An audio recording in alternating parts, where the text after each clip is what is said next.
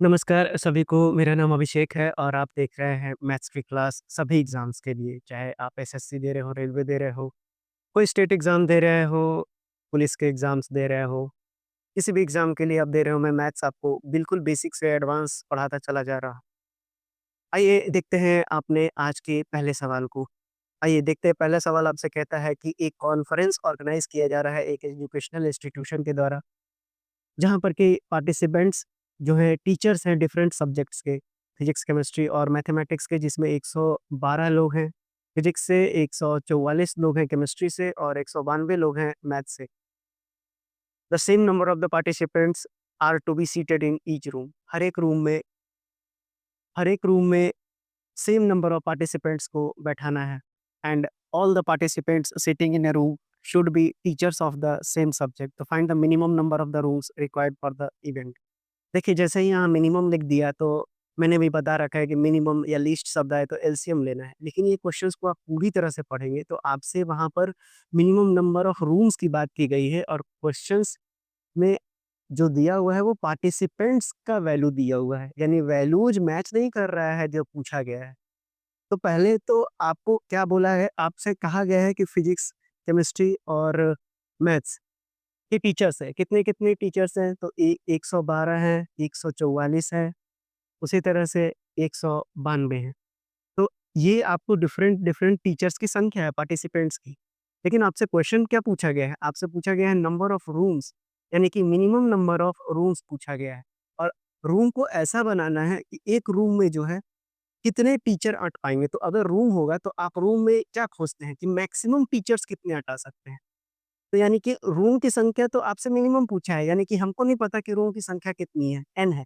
लेकिन उसमें जो पार्टिसिपेंट्स आएँगे हर एक सब्जेक्ट के लिए, मान लेते हैं पीसीएम के लिए, तो वो कितने आएँगे? एक रूम में जितने मैक्सिमम अटेंगे आप उन्हीं को तो हटाएँगे ना। तो यानी कि आपको सबसे पहला वैल्यू कितना लेना पड़ेगा? इन सब का एचसीएफ लेना पड़ेगा, तभी तो आप मैक्सिमम पार्टिसिपेंट्स निकाल सकते हैं एक रूम के लिए। यानी कि मैक्सिमम पार्टिसिपेंट्स आप कैसे निकालेंगे? मैक्सिमम पार्टिसिपेंट कैसे निकालेंगे? एचसीएफ। अब एचसीएफ कैसे निकलेगा आपका 112 का? तो 16 गुना 7, उसी तरह से 16 गुना 9 और ये भी 16 गुना 16 एकम 16 और फिर 16 दूना के 32, 16 एकम 16, 16 दूना 32, फिर से ये 16, उसके बाद ये 4 गुना 3 हो जाएगा। तो यानी कि अब आप इसमें एचसीएफ क्या निकालेंगे? जो सिर्फ़ एक ही बार रिपीट है 16, यानी कि इन तीनों का एचसीएफ कितना हो गया आपका? 16 हो गया। अब 16 नंबर ऑफ पार्टिसिपेंट्स है जो एक रूम में मैक्सिमम हटाया जा सकता है, लेकिन आपसे पूछा है कि मिनिमम नंबर ऑफ रूम बताइए। तो फिजिक्स वाले 112 पार्टिसिपेंट्स हैं और एक रूम में 16 हटा सकते हैं, तो कितने रूम की ज़रूरत पड़ेगी? 7। उसी तरह से 144 केमिस्ट्री वाले में है और 16 हटा सकते हैं मैक्सिमम, तो कितना हो जाएगा? 9। उसी तरह से मैथ्स के लिए कितना हो जाएगा? तो 12, 16 हो जाएगा, तो ये कितना हो जाएगा? 12। तो आपसे पूछा गया है कि कितने total minimum number of room चाहिए, तो 7, 9 और 12 का योग है, यानी कि जोड़ है। 9 और 7 16, 16 12 कितना हो जाएगा? 28। यानी इस सवाल का उत्तर तो आपके पास कितना आ गया? 28 आ गया। तो जब 28 आपके पास इसका रूम का संख्या आ गया, तो अब आप देखिए, अब आपको क्वेश्चन में फिर से लगा देता हूँ। जब आप क्वेश्चन को देखेंगे, तो ऑप्शन नंबर डी इस सवाल का सही उत्तर हो गया। लेकिन अगर आप चेक करना चाहें, मैं आपको समझा रहा हूँ, ताकि आप एग्ज़ाम्स में जल्दी ऐसे सवालों को बना लें। अब आप देखिए, अब आप क्या करेंगे? आप क्या करेंगे? आपको समझाने के लिए मैं बता रहा हूँ, आप इनका टोटल योग कीजिए। अब योग करेंगे तो ये कितना आएगा? 4 दूँ 6 दूँ 8 हो जाएगा और 4 9 4 13 और 1 14, 3 और 1 4, यानी 448 तो टोटल पार्टिसिपेंट्स हैं। आप देखिए, और रूम कितना था आपका? रूम तो 28 था ना? रूम आपके पास कितना था? 28 था और एक रूम में कितना को हटा सकते थे? 16। तो 16 का कैसा से 16 दूना 32 और 12 44। देखिए, दोनों मैच कर रहा है आपका। तो मतलब अगर आप मिनिमम की जगह सीधा इनका एलसीएम निकाल देते, तो वो सवाल का जवाब गलत हो जाता। तो आपको कैसे बनाना है, ऐसे सवालों को कैसे हैंडल करना है, ये मैंने आपको सिखाया और आसान तरीके से आप इस तरह से एग्ज़ाम्स में इसको बना कर आएँगे। तो इस सवाल का उत्तर हो जाएगा 28। तो ये सवाल आपको बेहद अच्छे तरीके से समझ में आ गया होगा। चलिए बढ़ते हैं अगले सवाल की ओर, जहाँ आपसे पूछा है कि HCF of 2 different numbers is always 1। यानी कि 2 अलग-अलग नंबर का एचसीएफ 1 कब होगा? तो जब दोनों प्राइम नंबर्स होंगे। आप देखिए, अगर मैं 2 और 3 लेता हूँ, तो यहाँ पर जो फैक्टर निकल कर आएगा, कॉमन फैक्टर वो 1 आएगा, यानी एचसीएफ 1 आएगा। उसी तरह से अगर मैं 3 और 5 भी लूँगा तो भी मेरा एचसीएफ कितना निकल कर आएगा, 1 आएगा। यानी कि दोनों नंबर प्राइम नंबर होने चाहिए, यही इस सवाल का उत्तर हो जाएगा, यानी ऑप्शन नंबर ए इस सवाल का सही उत्तर है। आइए बढ़ते हैं अपने अगले सवाल पे। बोलता है कि 3 नंबर्स जो कि रेशियो में दिए हुए हैं, 4, 5 और 7 के रेशियो में है। 4, 5 और 7 के रेशियो में दिए हुए हैं और इनका जो एलसीएम दिया हुआ है वो आपको दिया हुआ है 5600। तो आपको पूछा है कि इनका एचसीएफ कितना होगा। देखिए, कोई भी चीज़ रेशियो में दिया हुआ है मतलब वो एग्ज़ैक्टली वो नंबर नहीं है, बल्कि उस नंबर को टुकड़ों में बाँट के दिया हुआ है। तो यानी कि अगर हम मान लेते हैं कि मेरा एलसीएम x था, तो यानी कि मान लेते हैं कि जो मेरा नंबर्स है वो 4x है, एक 5x है और तीसरा 7x है। तो तीनों का एलसीएम आप क्या निकालेंगे? ये निकालेंगे 7 पच्चे पंचों के 20 सत्ते 140 एक्स की वैल्यू जो है आपके पास कितनी हो जाएगी? 140 एक्स की वैल्यू हो जाएगी आपके पास 5600। यानी कि 14 चौके 56 यानी कि 40 आ गया। यानी एक्स कितना आ गया आपका? 40 आ गया। अब आपके पास एक्स 40 आ गया, यानी कि ये तो आपका क्या आ गया? एलसीएम आ गया। तो अब आप ऐसा नहीं करेंगे कि 4x निकालेंगे, 5x निकालेंगे, 7x निकालेंगे। इतना नहीं करना है। आपसे एचसीएफ पूछा है ना, तो एचसीएफ भी आपका 40 ही आएगा। क्यों 40 आएगा? क्योंकि आप देखिए ना, 4, 5 और 7 अलग-अलग नंबर हैं तीनों के तीनों। यानी यहाँ भी 40, यहाँ भी 40, यहाँ भी आप 40 रखेंगे। तो आपके पास जो मैक्सिमम वैल्यू होगा इन नंबर्स को लेने के लिए वो कितना हो जाएगा आपका? 40 ही होगा। तो इसलिए इस सवाल का उत्तर कितना हो जाएगा? 40 हो जाएगा। आइए बढ़ते हैं अपने अगले सवाल की ओर, जहाँ आपसे बोला गया है कि पी और क्यू एक नंबर दिया हुआ है ए एम आर और क्यू दिया हुआ है B into M into two into R आपसे। अब आपसे बोलता है कि ए बी एम और आर जो है आपके ऑल प्राइम नंबर्स हैं। तो H C F of P and Q कितना हो जाएगा? तो आपको पता है कि एच सी एफ वही होता है जो दोनों में कॉमन होता है। तो आपको यहाँ कॉमन क्या दिख रहा है? एक एम दिख रहा है और दूसरा आर दिख रहा है। यानी कि इस सवाल का जवाब हो जाएगा एम इंटू आर ही आपका एच सी एफ होगा। यानी कि ऑप्शन नंबर सी इस सवाल का सही उत्तर है।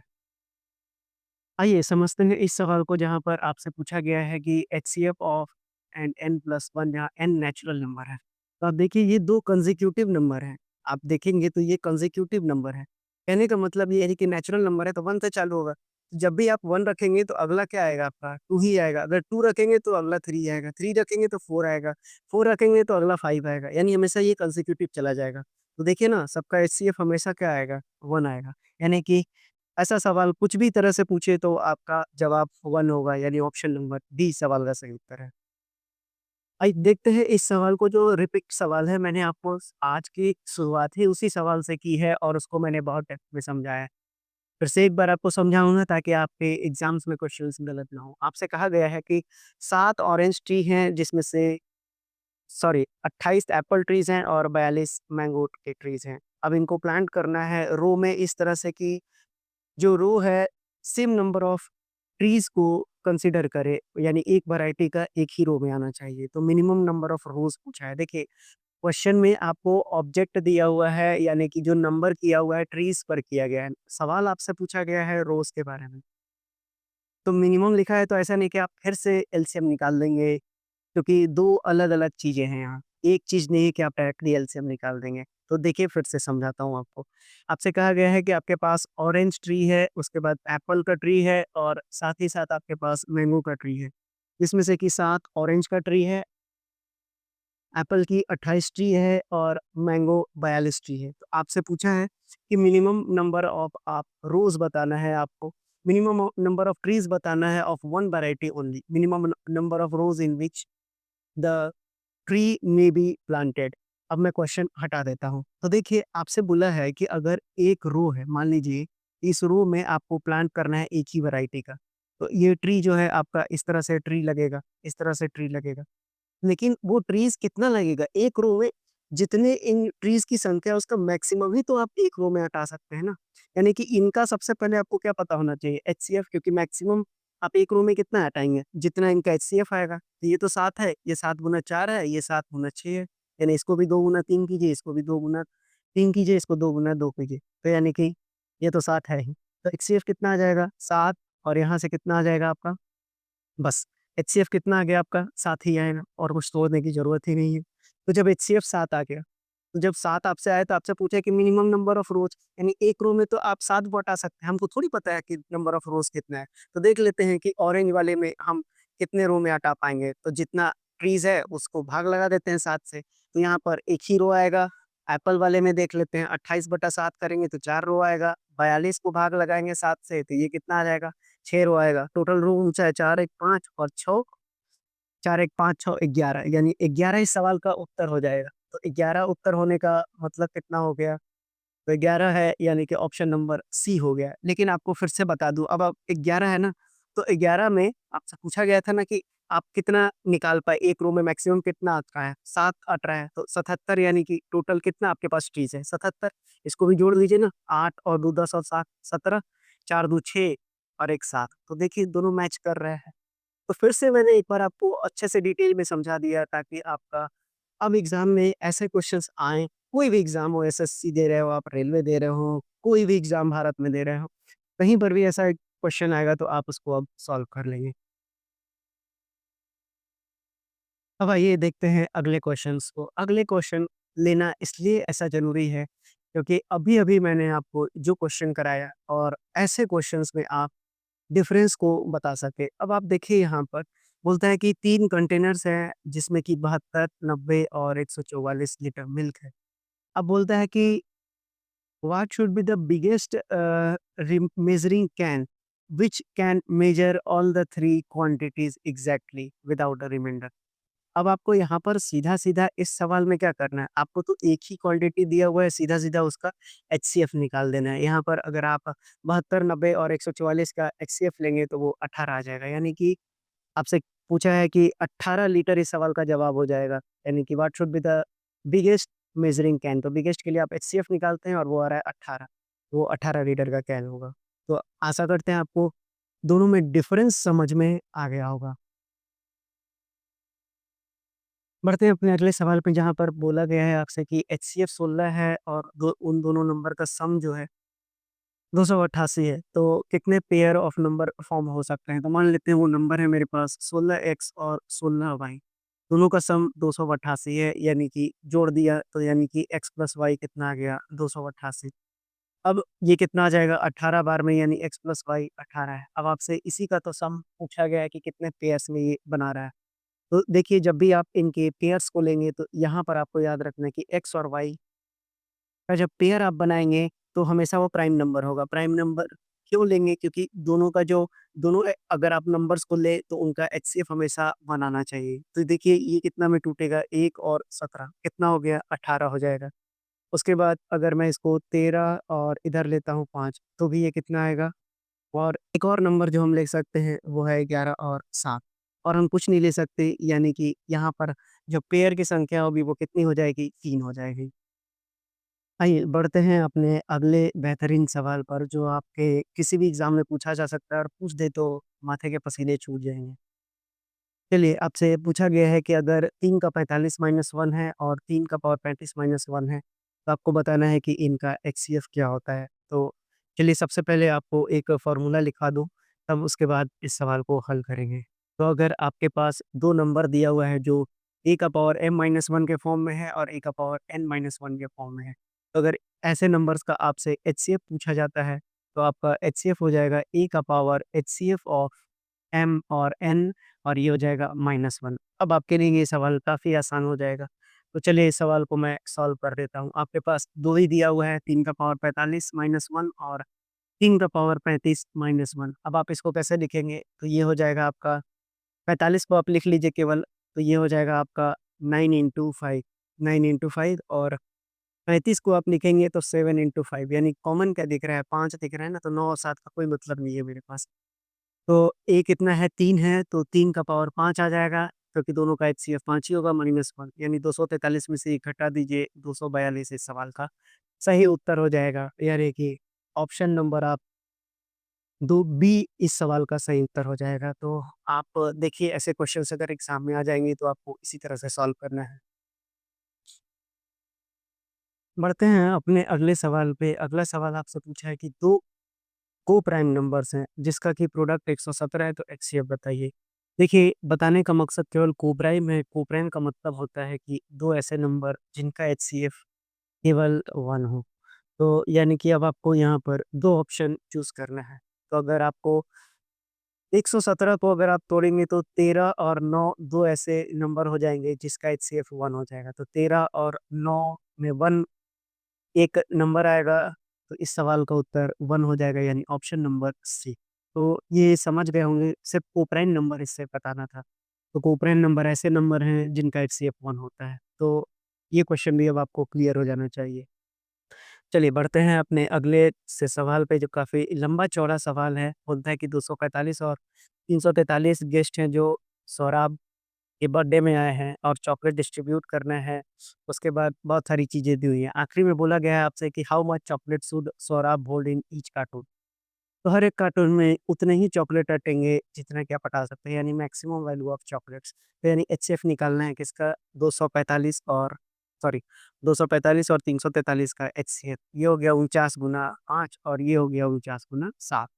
तो यानी 49 इस सवाल का सही उत्तर हो जाएगा क्योंकि एचसीएफ आ जाएगा 49।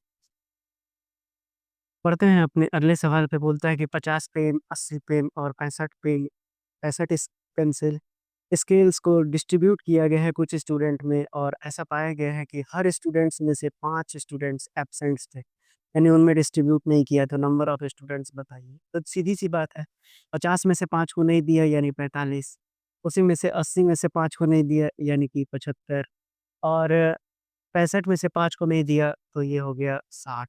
ये कितना हो गया 5 का स्क्वायर गुना 3 ये कितना हो गया 5 गुना 3 का स्क्वायर और ये कितना हो गया ये हो गया 12 पचे 60 यानी कि 5 और 2 का स्क्वायर गुना 3 हो गया। तो यानी कि हर जगह 3 है आएगा 5 है, बिल्कुल 5 भी आएगा और कुछ आएगा नहीं। यानी कि इस सवाल का उत्तर कितना हो गया आपका आपसे पूछा गया है 15 तो find the number of the students तो टोटल स्टूडेंट्स कितने हो गए आपके 15 इस सवाल का सही उत्तर हो जाएगा। आपको इसको पीछे बताने का मकसद ये था कि जितने भी नहीं आपको जो भी चीज़ें दी हुई है, अगर वो डिस्ट्रीब्यूट नहीं किया गया है, तो यानी कि उतना सामान को वापस हटा दीजिए ना, निकाल दीजिए ना।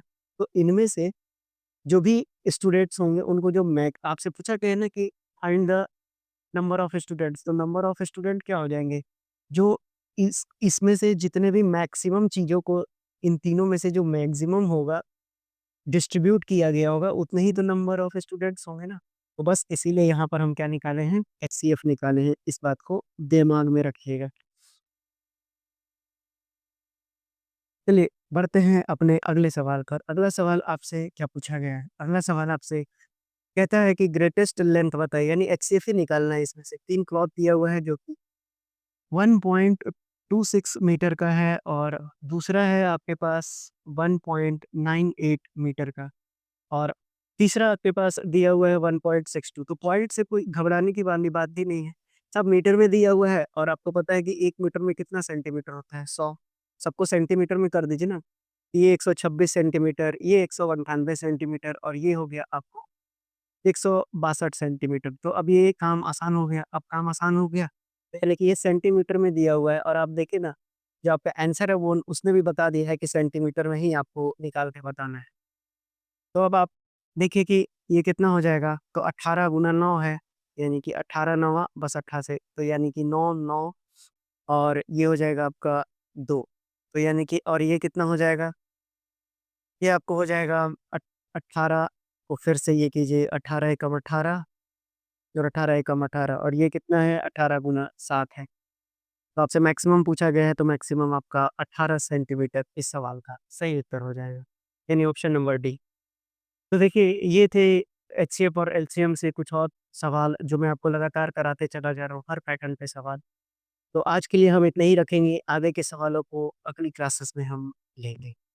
तो आपको आज की क्लास कैसी लगी कमेंट बॉक्स में ज़रूर बताइएगा और भी क्या चाहते हैं आप, वो भी ज़रूर बताइए।